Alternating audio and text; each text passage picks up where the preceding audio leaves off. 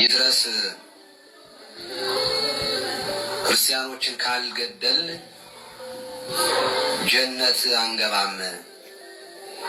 ቀሲስ ዲባ አንተ ግን ይቅርታ እርሶ ግን ማለት ነው እርሶ የሃይማኖት አባትና ትልቅ ሰው አይደሉም እንዴ? ሙስሊሙ ማህበረሰብ ያላደረገውን ያላለውን እንዳልንና እንዳደረግን አድርገው ስማችንን የምታጥፉት ረሱሉ ሰለላሁ ዐለይሂ ወሰለም ሶለላሁ ዐላ ረሱልላህ ቃል አይገልጸውም።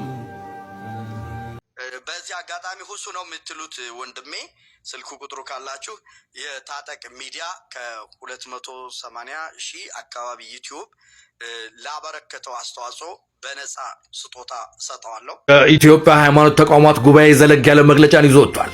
ሰሞንኛ ሶሻል ሚዲያ ላይ የእምነት ጸብ እስኪመስል ድረስ ብዙ ግለሰቦች በሃይማኖት ተቋም ስር ሆነው ሌላውን ሃይማኖት እየወረፉ የቀረቡበትም ሁኔታ አለ። እፎይ እያላችሁ ስለሆነ የሆነ ነገር ልበለ። ማስተማር በፍቅር ሲሆን ጥሩ ነው። በፍቅር ካልሆነ ዋጋ ያስከፍላል። የለም ጥላቻ ብዬ እውነቴን ነው። ነብዩ መሐመድን ከነፍሳቸው በላይ ላይቭ ላይ ገብቶ ሲቀባጥር ነበር። ይቅርታ ለመጠየቅ ዳርዳር እያለ ነው። ሀያት ናስር ሮዚ እና ሱሱ በረመዳን ላይ የሚገርም ለውጥ ያመጡ ቲክታከሮች ሰለሞን ሽፈራው ታስታውሱ ከሆነ ከአመት በፊት ከዚህ ሰው ጋር በዲን ጉዳይ የተለያዩ የቪዲዮ ልውውጦች እናደርግ ነበር። فمن شرح الله صدره للإسلام فهو على نور من ربه السلام عليكم ورحمة الله وبركاته. سلام ودنا تكبروا شان عليك تاتوش بالله يا الله سلام إذن ترديت شرنا إن شاء الله زاري ممكن قد تملك تاجود النجاجري توددوا يتمرد وندم دمو إسلامي فيديو جلّاش قرب يالله بجارة نملك تال إن شاء الله ليش أنا لا ديسكوري سبسكرايب بمرق نبرة شان لكم لايك يا رجال شو حسابنا ستاتشوا يستاتشوا كبرنامج شمس أمي براتشوا كيو بأفوي زورام أدا ديس مرة جاوش علو الناسون بجارة نملك تالن عندهم دمو عند بسرعة تال يا الله ታጠቅ ሚዲያ ታሪክ ሰርቷል። ለማንኛውም ወደ ቪዲዮ አለፍኩላችሁ። ሀያት ናስር ሮዚ እና ሱሱ በረመዳን ላይ የሚገርም ለውጥ ያመጡ ቲክታከሮች እስከዛሬ የነበራቸውን ሀያት አናውቅም፣ አላህ ይወቅ። ነገር ግን በዚህ በረመዳን የሚገርም ለውጥ ነው ያመጡ። ለእምነታቸው ያላቸውን ቦታ በደንብ ነው ያሳደጉበት። ይልመድባቸው፣ ይጠንክሩት ኢንሻአላህ። እኛም ደግሞ በሚያስፈልገው ነገር ሁሉ ከጎናቸው ነን። በተለይ ደግሞ ሀያት ናስር በማንኛውም ኢስላሚክ ቪዲዮ ላይ ሪፖስት በማድረግ ቁጥር አንድ ሆናለች። አላሁ አክበር። ጥሩ ነገር ስታዩ አበረታቱ። ሀያት ናስር ከልባችን ማለት ነው። እንደዚሁም ሌሎች ሙስሊም ቲክታከሮች በቃ እምነታችሁን እንደዚህ በማጠናከር ወደ እምነታችሁ በመቅረብ ለእምነታችሁ ያላችሁን ቦታ ማሳደግ መቻል አለባችሁ። እነዚህ ደግሞ አሪፍ ለውጥ ላይ ያሉ አላህ ይጠብቃችሁ።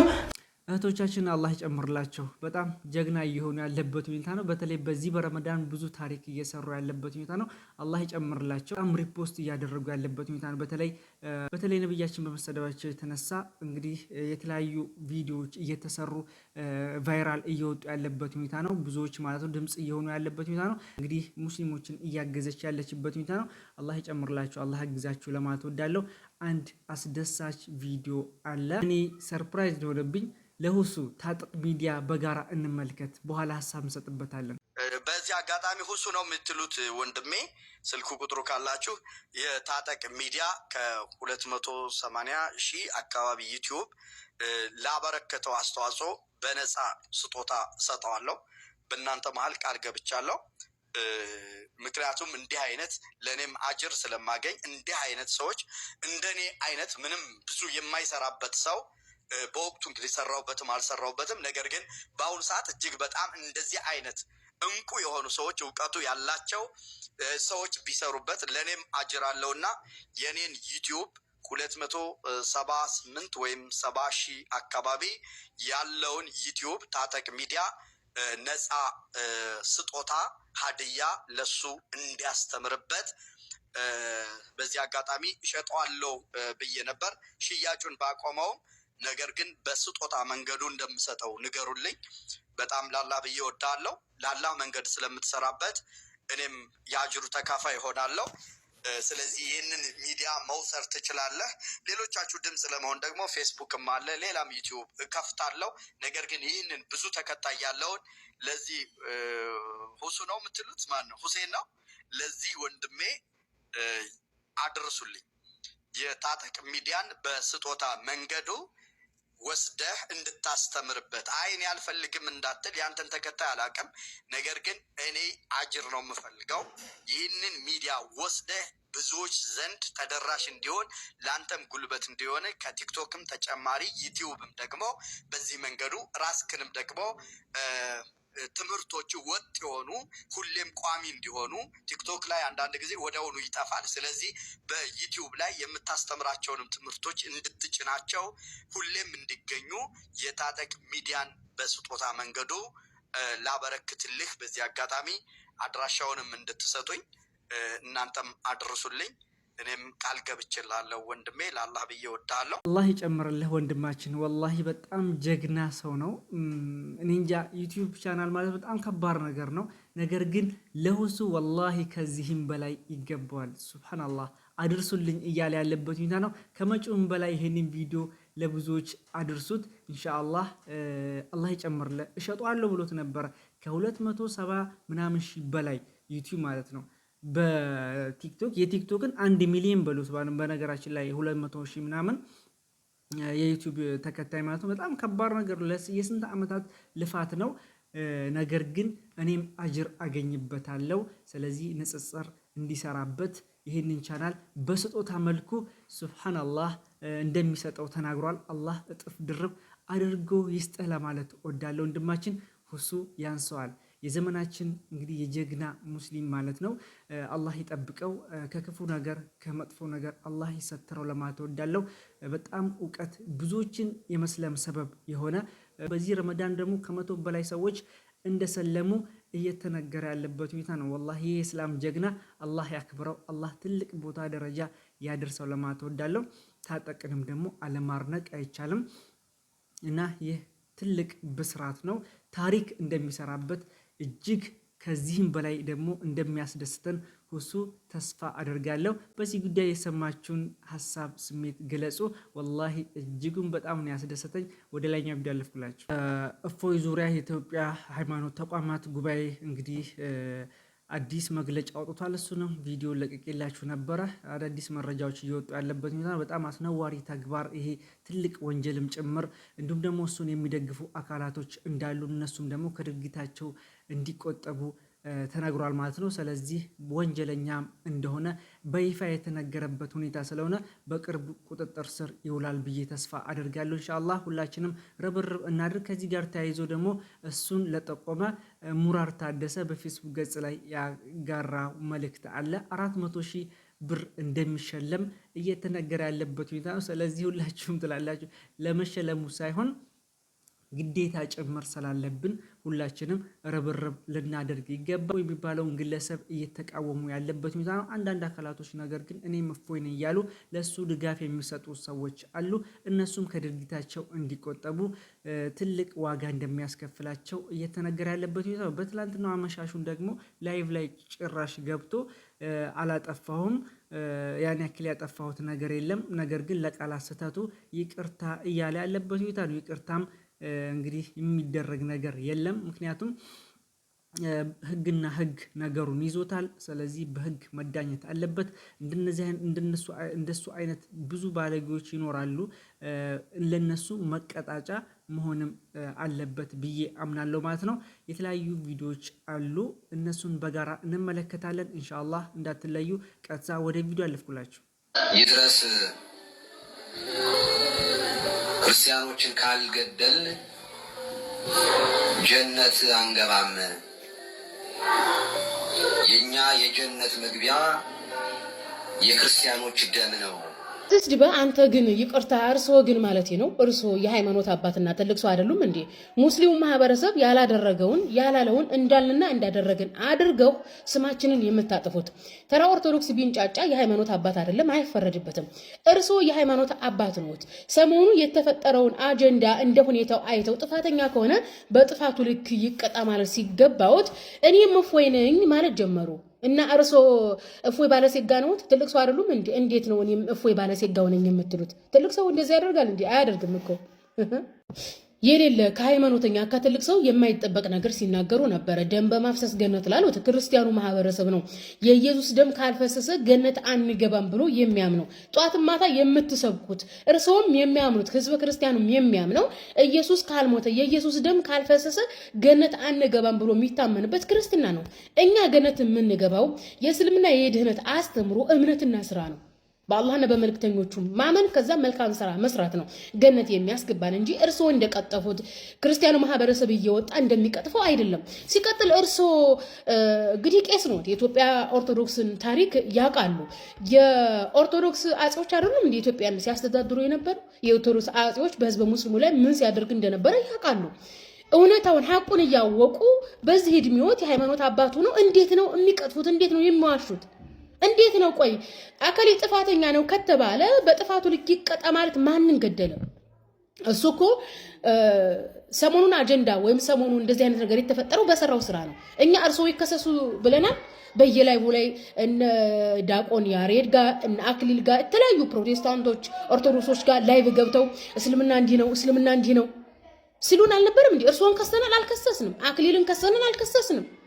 ኦኬ ዲያቆን ያሬድን ከሰናል አልከሰስንም? አሁን ለምሳሌ ዲያቆን ያሬድ ለእስልምና ያለው ጥላቻ ከእፎይ የሚበልጥ እንጂ የሚያንስ አይደለም። ነገር ግን በእፎይ በባለገበት እፎይ አፉን በከፈተበት ልክ ስላልከፈተ ንጽጽር ነው ብለን እሱ በሚዋሸው ወይም በሚያጭበረብረው ልክ አረተው እንደዚህ አታደርግ እያልን እየመከርንም መልስም እየመለስንም የ3 ዓመት ነው 4 ዓመታችን ቲክቶክ ላይ ከዲያቆን ያሬድ ጋር ከአክሊል ጋር እንዴት ነው? ቆይ ትልቅ እኔ እኮ ከትልቅ እስከ ትንሽ እንዴት ነው? አይ እኛም እፎይነን አይነካብን እንዴ? ጥፋተኛ ከሆነ ጥፋቱ ልክ ይቀጣ ማለት ሲገባችሁ እንዴት ነው የህዝበ ሙስሊሙን ስም የምታጠፉት? ስም በማጥፋት እስከ መቼ ነው የምትቆዩት? እንዴ መጽሐፍ ቅዱስን የማንበብ ጊዜ ስታገኙበታላችሁ? ቆይ ስም ማጥፋት በጣም አበዛችሁ። መሐመድ የተረገመ እርጉም ነው። ዲያብሎሳዊ አስተሳሰብ ያለው የሚያስት መናፍስት ነው። በመሆኑም ቀሲስ ድበይ የእፎይን ህይወት የምንጠብቀው እኛ ሙስሊሞች ነን። ምክንያቱም የሀገር ሰላም ያሳስበናል፣ የኢትዮጵያ አንድነት የኢትዮጵያ ሰላም ያሳስበናል። እሱ አንድ ነገር እንዲሆን አንፈልግም። ነገር ግን በሰራቸው ስህተት ልክ የኢትዮጵያ ህግና ስርዓት ታይቶ ምን ያክል ያስቀጣል የሚለው ህግ ድረስ እንጂ እርሶና መሰል ኦርቶዶክሶች እንደሚቀጥፉት አይደለም። ሃይማኖትን ማነጻጸር የሚያስከስስ ቢሆንማ መጀመሪያ የምንከሶ እርሶን ነው፣ አክሊልን ነው፣ ያሬድን ነው፣ ሌሎችንም ነው። በጣም በርካቶች አሉ፣ በጣም በርካቶች። ስለዚህ ያልተባለ አይበሉ። ትልቅ ሰውነት ይፈሩ። ፈርሃ እግዚአብሔርነት የሌለበት ማህበረሰብ እናንተን አየሁኝ። ሃይማኖት የሚጠቅመው እኮ የሰው ልጅ በሃይማኖት ውስጥ ያለውን ፈጣሪ እንዲፈራ ነው። እናንተ ሃይማኖት አለን ትላላችሁ፣ ለሃይማኖታችሁ ትስገበገባላችሁ። ነገር ግን ሃይማኖታችሁ ውስጥ ያለውን ፈጣሪ የምትፈሩ ፈርሃ እግዚአብሔርነት የሌላችሁ። ፈርሃ እግዚአብሔር ያለው ሰው የሌላው መብት አይነካም። በቃ አይ እኔ እፎይ ነኝ። የሙስሊም መብት መንካት ሙስሊም መበደል በኦርቶዶክስ ጽድቅ ነው። ይሄን የተረዳ ነው። ነገር ግን እስልምና ጠላትህም ቢሆን ፍትህ አታጓድልበት ነው። እኛ ጠላታችን ነብያችን መሐመድ አለይሂ ሰላቱ ወሰለም ምንድነው እናት አባትህም ቢሆኑም እንኳን ጥፋት ካጠፉ ጥፋት አጥፍቷል ብለን እንድንመሰክር ጥፋታቸውን እንድናጋለጥ ነው ያስተማሩ። እናንተ ወንጀል የሰራን ሰው ወንጀሉ እንዲደበቅ ያሳፍራል። በ21ኛው ክፍለ ዘመን በዚህ ጫጫታና በሚያሳፍር ስራ የኦርቶዶክስን ማለትም የክርስትናን እውነት ማሳየት አይቻልም። ማንንም ሰው መጽሐፍ ቅዱስን ማንበብ ይችላል። ማንንም ሰው ኦርቶዶክስና ፕሮቴስታንትን ይፈትሻል። የሃይማኖት መፈተሽ የሃይማኖት ማነጻጸር አይደለም ችግሩ። እያነጻጸሩ እርሶ እያነጻጸሩ አይደለም ላይቭ እየገቡ የኢትዮጵያ ሃይማኖት ተቋማት ጉባኤ ዘለግ ያለ መግለጫን ይዞ ወጥቷል። ሰሞንኛ ሶሻል ሚዲያ ላይ የእምነት ጸብ እስኪመስል ድረስ ብዙ ግለሰቦች በሃይማኖት ተቋም ስር ሆነው ሌላውን ሃይማኖት እየወረፉ የቀረቡበትም ሁኔታ አለ። ታዲያ ለዚህ መፍትሄ ያለውን ሐሳብ አስቀምጧል። እንዲሁም ራሳቸው የሚተዳደሩበት ህጎችንም ማሻሻያ አድርጓል። ሃይማኖታዊ ንጽጽር የሚባለውም እጅግ በጣም የሰከኑ በሰል ያሉ አባቶች ስርዓትና ዲሲፕሊን ባለው ዶግማዊ ውይይት የሚያደርጉበት ነው። ሰሞኑን ግለሰቦች እያደረጉ ያሉት ነገር ልክም አይደለም፣ ተቋማዊ ይዘትና እይታ እንዲኖረው አድርጓልም ሲልም ገልጿል። ታዲያ በሰሞኑ ክርስቲያንና ሙስሊም ማል ችግር የተፈጠረ እስኪመስል ድረስ ነብዩ መሐመድ ሰለላሁ ዐለይሂ ወሰለም እንዲሁም በጌታችን በመድኃኒታችን በኢየሱስ ክርስቶስ ላይ የሚዘባበቱ ጸያፍ ቃላትን የሚናገሩ ለጸብ የሚያነሳሱ ድርጊቶችን የሚሰሩ ግለሰቦች አሉ። እዚህ ሕጋዊ እርምጃ እንዲወሰድ እንፈልጋለን፣ የህግ አካላት ትብብር እንድታደርጉም ሲሉም ጥሪ አቅርቧል። እዛም ባሻገር የትኛውም ግለሰብ ጽዩፍ ቃል እንዲሁም ጸብ የሚያነሳሳ ሌላ ቤተ እምነትን የሚነካ ከሆነ በራሱ ቤተ እምነት እንዲቀጣ ህግን ማሻሽለው መተዳደሪያ አድርገውም አስቀምጠውታል። የሆነ ሆኖ ግለሰቦች የሚሰሩት ስህተት ህጋዊ አግባብ ባለው መንገድ መጠየቅ እንጂ ሌላ ስህተትን በስህተት መስራትም ልክም አይደለም ብለውም ተናግረዋል። ከዛም ባሻገር በተያዝነው የአብይና ረመዳን ጾም ሁሉም ምዕመን ለንስሐ ዝግጁ ሆኖ ጸሎቱን እንዲጸልይና የራሱን ሃይማኖት ስብዕና እንዲያስከብርም ጥሪ ቀርቧል። እናም የሀገር ሰው ሰላም ለሀገራችን፣ ሰላም ለህዝባችን። ማናችንም ብንሆን ለየግላችን የምናደርገው የእምነት እንቅስቃሴ ተጠያቂ እንሆናለን እንጂ አንዱን በመወረፍ የሚመጣ ክብርም የሚመጣ እምነት አስተምሮም የለም። ስለዚህም ሁላችንም በየቤታችን ሰከን ብለን ወደ ቀልባችን ተመልሰን የራሳችንን እምነት አጠንክረን የምንሄድበትን መንገድ እንፍጠር እላለሁ። ይህ የሚኖር ህይወት ነው። ሰላም። እፎይ እያላችሁ ስለሆነ የሆነ ነገር ልበለን። ማስተማር በፍቅር ሲሆን ጥሩ ነው። ማንኛውም እምነት ላይ ከሙስሊም ከፈለግን፣ ከኦርቶዶክስ ከፈለግን፣ ከፕሮቴስታንት በፍቅር ሲሆን ማስተማር ጥሩ ነው። በፍቅር ካልሆነ ዋጋ ያስከፍላል። እውነቴን ነው። እኔ እንኳን አይደለም ጥላቻ ብዬ እውነቴን ነው ነብዩ መሐመድን ከነፍሳቸው በላይ ይበልጣሉ ብዬ በተናገርኩት ነገር ብዙ ዋጋ ከፍያለሁ። እንኳን አይደለም ነብዩ መሐመድን ገና እንድታፍሩበት አደርጋለሁ ብሎ አይሰበክም። አንድ ክርስቲያን ኦርቶዶክስ አትል። እውነቴን ነው የምለው። ነብዩ መሐመድ የሚያፍርባቸው ሳይሆን የሚከተሏቸው በቢሊየን ሙስሊሞች አሉ። የሚያከብሯቸው ደግሞ በቢሊየን ክርስቲያኖች አሉ የሚያከብሯቸው። ስለዚህ በፍቅር መስበክ ሌላ ጉዳይ ነው። በዛ ደረጃ የሚወደዱ የሚከበሩትን ነቢይ በዛ ደረጃ ማውረድ ደግሞ እጅግ እጅግ መስመር የለቀቀ ነው። ለኦርቶዶክስ አይጠቅምም፣ ለሙስሊም አይጠቅምም፣ ለማንም አይጠቅምም። ስለዚህ መውደዳቸው ነብዩ መሐመድን ከህይወታቸው በላይ ሙስሊሞች ይወዳሉ። ለእኛ ላይገባን ይችላል። አሁን በክርስትና የተማርነው ምንድን ነው? ክርስቶስ ነው እንደዛ የሚወደደው በክርስትና። በእስልምና ደግሞ ከሄድክ ነብዩ መሐመድ ነው እንደዛ የሚወደዱት። ነብዩ መሐመድ እንደዛ ይወደዳሉ። ምን ማድረግ ትችላለህ? ሙስሊም አይደለም፣ ምን አገባ? እኔ ራሱ በዛ ጉዳይ አይገባኝም ነበር። ስላልገባኝ ቀባጥሬ ነበረ። 1 ሚሊዮን ፎሎወር አሳጥቶኛል። ሀቁን ነው መነግራችሁ። በእፎይ ሚስቴክ ያረከው ወንድም ልንገር፣ ጎበዝ ነህ፣ መጽሐፍ ቅዱስ ታውቃለህ። አክብረ ነው በፍቅር መስበክ አለብህ። በፍቅር መስበክ አለብህ። በእስልምና ላይ ትችት ስትሰጥ በፍቅር